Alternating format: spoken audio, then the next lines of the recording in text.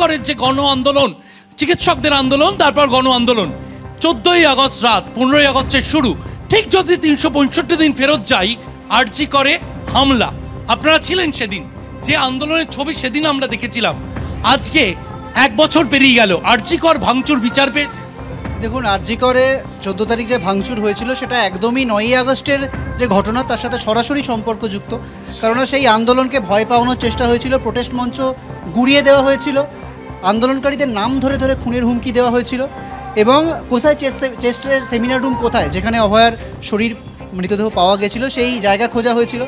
1টা বছর পরেও কলকাতা পুলিশ কি তদন্ত করলো, কোথায় তাদের শাস্তি, কারা জেলে রয়েছে, আমরা কিন্তু পেলাম না। অথচ কি দেখছি, যে যারা আন্দোলন করেছিল তাদের বাড়িতে এখন পুলিশই নোটিশ যাচ্ছে।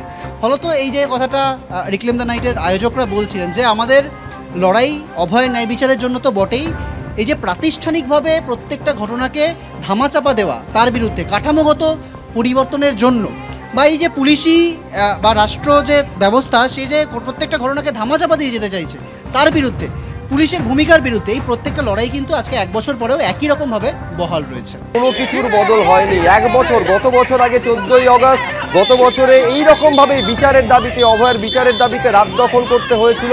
মাঝে 1টা বছর পেরিয়ে গিয়েছে, সেই বিচারের দাবিতে আবার সুরকে সপ্তমে তুলতে হচ্ছে। থ্রেড কালচার তখনও ছিল, অভয়ের মা বলছেন থ্রেড কালচার এখনও আছে।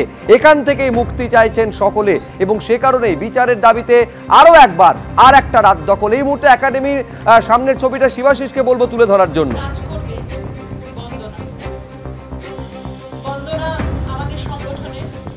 দেখো, শুরুতেই তোমায় বলে রাখি যে গত বছর অর্থাৎ 14ই আগস্ট রাতে গত বছর যে ছবি দেখা গিয়েছিল, 250 জায়গায়, রাজ্যের 250 জায়গায়, হয়তো অগন্তি আরো বেশি কিছু জায়গায় যে রাত দখল দেখা গিয়েছিল, রাত দখল, অধিকার দখল, সেই রাত দখলের মতো কিন্তু আজ যে ছবি দেখা যাচ্ছে, সাংস্কৃতিক রাজধানী কলকাতা, সাংস্কৃতিক প্রাণকেন্দ্র, একেবারে একাডেমি চত্বর, রানুচ্ছায়া মঞ্চে আমি দাঁড়িয়ে রয়েছি।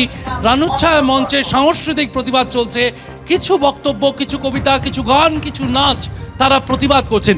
একটু আগে এখানে একটা গান হচ্ছিল, বেখপ আজাদ রহনা মুঝে, অর্থাৎ এই যে রাত দখল, এই রাত দখলের একটা বড় জায়গা ছিল অভয়ার বিচার, কিন্তু তাছাড়াও একাধিক জায়গা ছিল, সেই জায়গাগুলো ছিল নারী স্বাধীনতার কথা।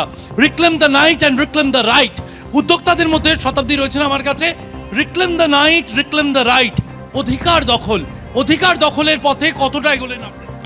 আমরা আমাদের যে দাবি সনদ জমা দিয়েছিলাম, আমাদের নারী ট্রান্সস্কোয়ার ঐক্যমঞ্চ, রাত দখল নারী ট্রান্সস্কোয়ার ঐক্যমঞ্চ একটা সুচিন্তিতভাবে দাবি সনদ তৈরি করে সেটা মুখ্যমন্ত্রীর কাছে জমা দিয়েছিল।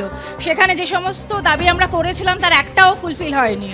আমাদের অবশ্যই 1 নম্বর দাবি ছিল অভয়ার ন্যায় বিচার, কিন্তু তারপরের দাবি ছিল আইসিসি, পশ আইন, বিশাখা গাইডলাইন। সেটা যদি হতো, আইসিসি যদি সক্রিয় হতো, তাহলে 1 বছরের মধ্যে মুখ্যমন্ত্রীর মুখ পুড়তো না, আবার ওই কসবা রেপ আবার হতো না, কসবা কলেজের রেপ আবার হতো না।